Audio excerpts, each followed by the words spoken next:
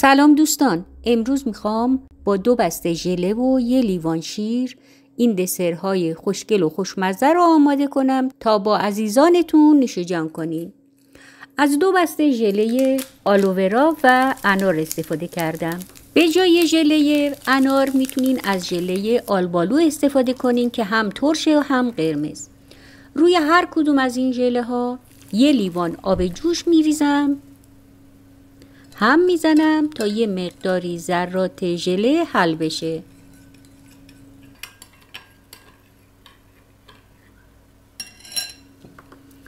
توی ظرفی آب جوش میریزم. میتونین از بخار آب جوش کتری و همینطور از ماکروفر هم استفاده کنین. بعد ژله رو روی آب جوش میذارم، هم میزنم تا شفاف بشه و ذرات ژله کاملا حل بشه. 1 لیوان شیر همدمای ژله به ژله آلوورا اضافه میکنم، هم میزنم تا خوب مخلوط بشن.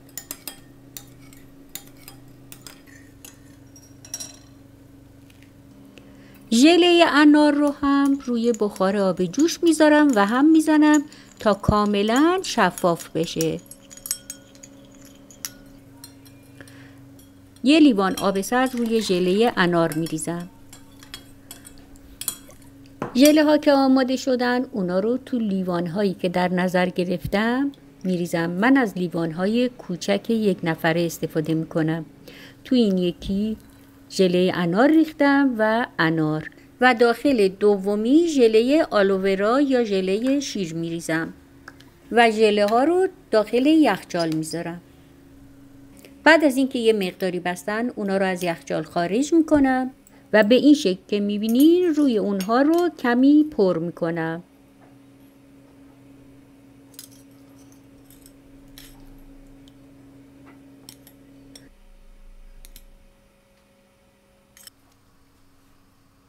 و بعد داخل یخچال میذارم. در ضمن گاهی هم 2 تا ژله رو باید هم بزنیم که روی اون نبنده. ژله شیرمون انگار زودتر میخواد ببنده.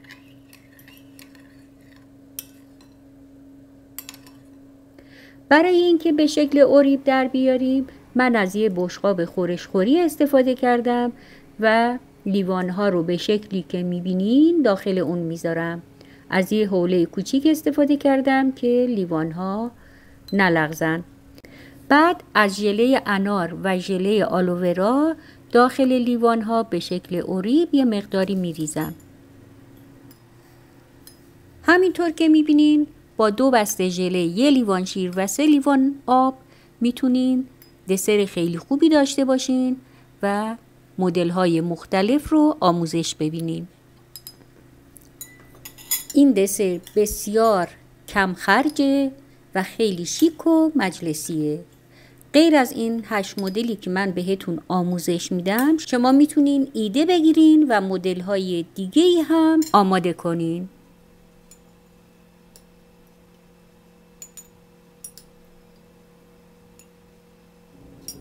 بعد اینا رو هم داخل یخچال میذارم.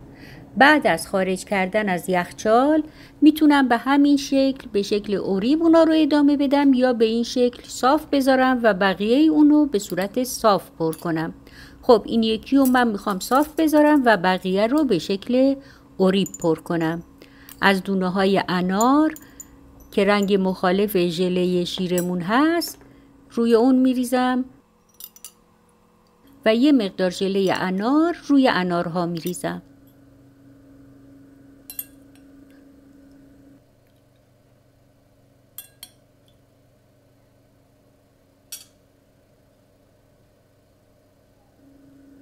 اینم داخل یخچال میذارم. روی انارهای این لیوان هم ژله انار میریزم.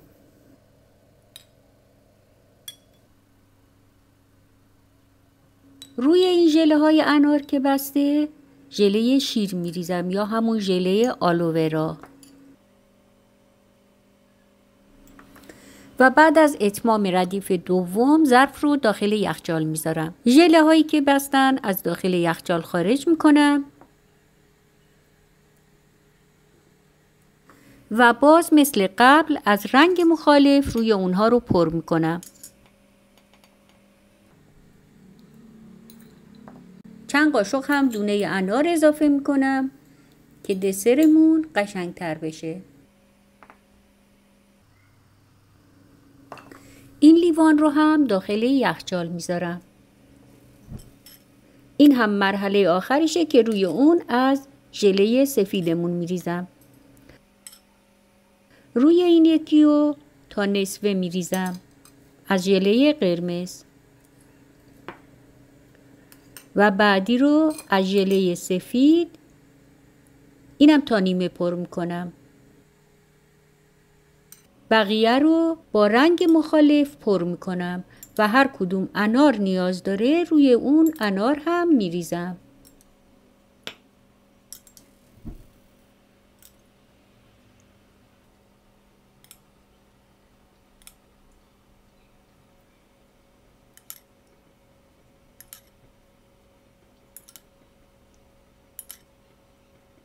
شش طرح دسر انار خیلی خوشگل و زیبای تک نفره آماده شده. مطمئنم که شما با ایده گرفتن از این دسرها میتونین خیلی کارهای زیباتر و قشنگتری داشته باشین. حالا شاید بعضی بخوان داخل قندانهای بستنی خوری پایدار این کار رو انجام بدن. 2 تا دسر هم داخل بستنی خوری های پایدار انجام میدم. داخل یکی از اونها از ژله سفید و دیگری از ژله قرمز میریزم و داخل یخچال میذارم. بعد از بسته شدن لایه اول، لایه دوم رو مخالف لایه اول میریزم.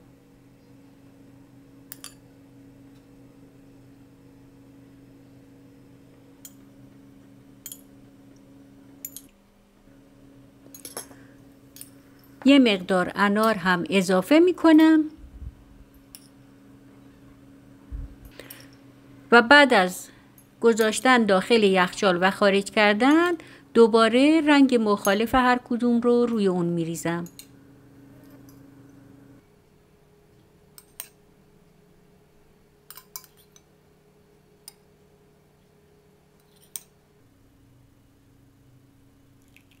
داخل ژله سفیدمون یه مقدار دونه انار میریزم و بعد اونا رو داخل یخچال میذارم. دوستان میبینین که تمام دسرهامون آماده شده. خب روی اونها رو میتونیم با تکه هایی از انار تزیین کنیم یا دونه هایی از انار.